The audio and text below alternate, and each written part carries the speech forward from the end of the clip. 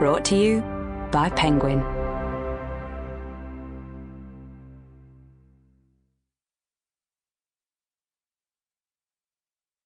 The Canterbury Tales by Geoffrey Chaucer. Translated and with an introduction by Nevill Coghill. Read by Lesley Manville, Derek Jacobi, Michael Balogun, J. Bernard, Seroca Davis, Daniel Weyman, and Roy McMillan. Introduction.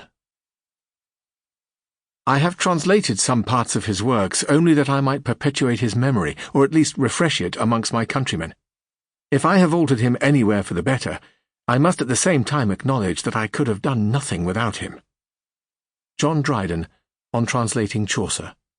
Preface to the Fables, 1700. And such as Chaucer is, shall Dryden be. Alexander Pope. Essay on Criticism, 1711. 1. Chaucer's Life. Geoffrey Chaucer was born about the year 1342. The exact date is not known. His father, John, and his grandfather, Robert, had associations with the wine trade and more tenuously with the court. John was deputy butler to the king at Southampton in 1348. Geoffrey Chaucer's mother is believed to have been Agnes de Copton, niece of an official at the Mint. They lived in London in the parish of St. Martin's in the Vintry, reasonably well-to-do, but in a humbler walk of life than that to be adorned so capably by their brilliant son. It is thought that Chaucer was sent for his early schooling to St. Paul's Almonry. From there he went on to be a page in the household of the Countess of Ulster, later Duchess of Clarence, wife of Lionel, the third son of Edward III. The first mention of Geoffrey Chaucer's existence is in her household accounts for 1357. She had bought him a short cloak, a pair of shoes, and some parti-coloured red and black breeches. To be a page in a family of such eminence was a coveted position. His duties as a page included making beds, carrying candles, and running errands.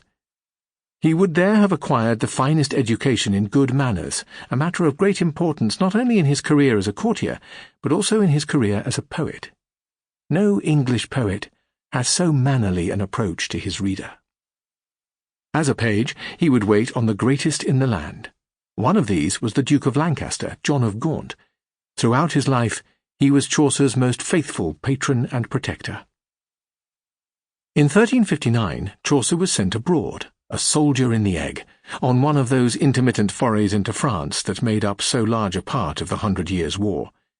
He was taken prisoner near Reims and ransomed in the following year. The king himself contributed towards his ransom. Well-trained and intelligent pages did not grow on every bush.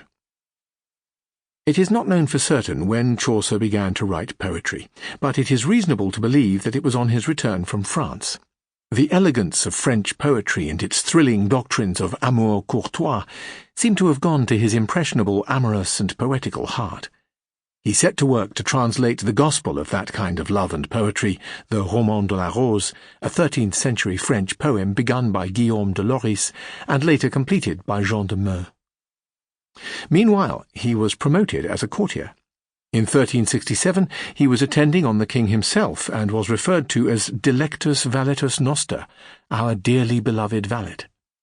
It was towards that year that Chaucer married. His bride was Philippa de Roe, a lady in attendance on the Queen, and sister to Catherine Swynford, third wife of John of Gaunt. Chaucer wrote no poems to her, so far as is known.